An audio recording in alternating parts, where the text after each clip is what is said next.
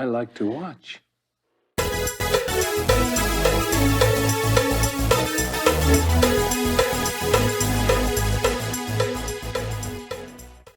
Cartoons are for kids, right?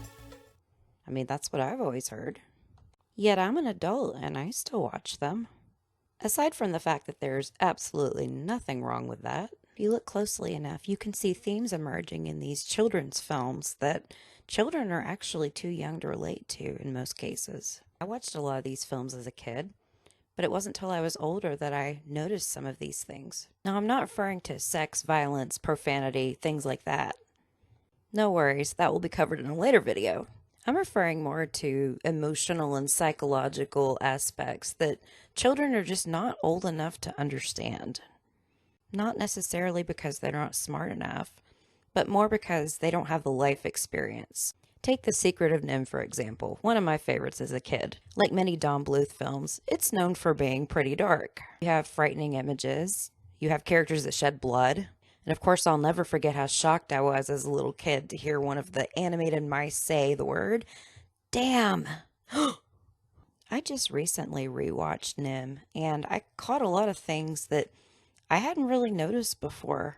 There's the clear animal rights narrative when you look at the experiments being conducted on the rats, which really occur. But aside from that, I realized Miss Brisby is one hell of a character. Talk about a strong female protagonist. Mouse or not, regardless of the peril she faces, no matter how bad it gets, she knows she has to save her son. How easy is it for us as adults to say, "I give up," when the big scary world decides to clamp down on us? Who would have thought a little animated mouse would be the perfect example of what we should be doing instead?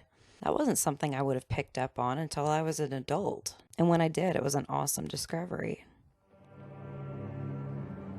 Come inside or go away.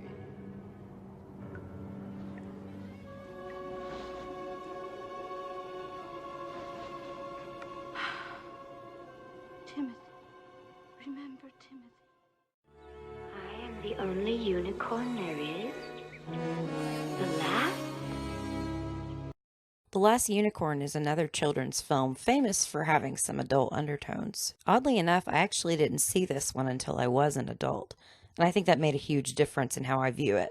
Like The Secret of NIMH, this one's known for having some dark elements and some kind of adult moments. But since nobody dies, a kid could easily mistake the ending for being happy when really it's anything but. It's bad enough that the unicorn thinks that she's the last of her kind, but then she gets transformed into a human, simply because her other option was to die. Once this happens, she loses more than just her natural physical form. She begins to forget herself and goes on a quest to find her identity.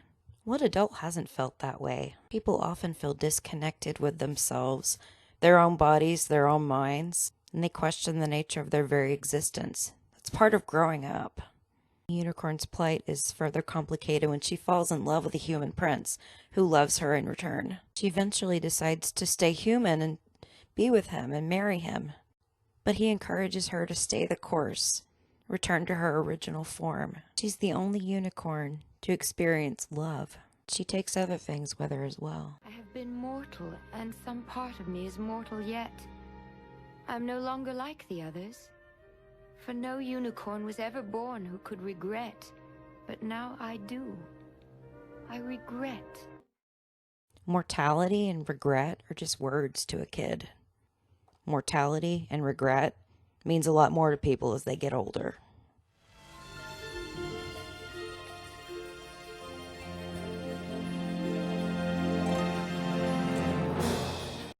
Speaking of mortality and regret, let's talk about midlife crisis. Exhibit A, Jack Skellington from The Nightmare Before Christmas. Jack the Pumpkin King is stuck in a rut, so he takes a vacation from Halloween and tries Christmas. He will bring Christmas to his community and then even play Santa. It's new, it's shiny, it's something he's never tried before, and he knows he will succeed. My talents are renowned far and wide. However, as flights of fancy tend to do, his comes crashing down brutally. What have I done? However, after licking his wounds and soul-searching a little more, Jack realizes that he was happy where he was, and that just because he failed at this, it doesn't mean he'll fail at everything. I, Jack, the Pumpkin King. That's right. I am the Pumpkin King. Isn't that a nice lesson for all of us adults who want to try new things? Failure is inevitable, but we can't let it stop us from pursuing what we want. We can't live in fear of our own success. That's one of many themes found in the Pixar movie Up. A cute little story about an old man who decides to put balloons all over his house and see the world whilst dealing with an annoying little kid who is stalking him. Of course, this odd couple forms a bond. But before that, they have to go on an incredible adventure. Beep, beep, beep, boop, boop. With my Wilderness Explorer GPS, we'll never be lost. Of course, the thing most people remember about this movie is Carl and Ellie. One of the greatest love stories ever captured on screen. The faces that launched 1,000 ugly cries.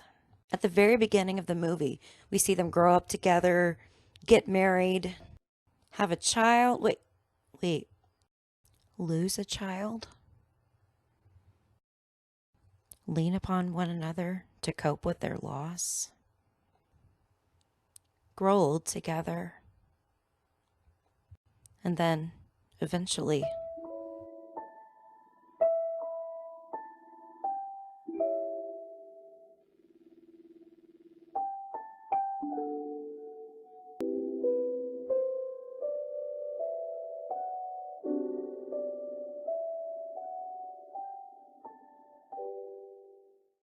one of the most realistic, touching, and beautiful pieces of film ever in what is widely considered a children's movie.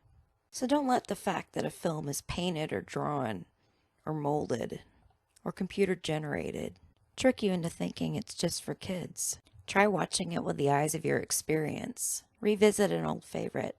You'll find that it has a lot to teach you, even at your age. This is Carlene Catastrophe with 2 Cent Cinema. Brought to you by the Culture Cache.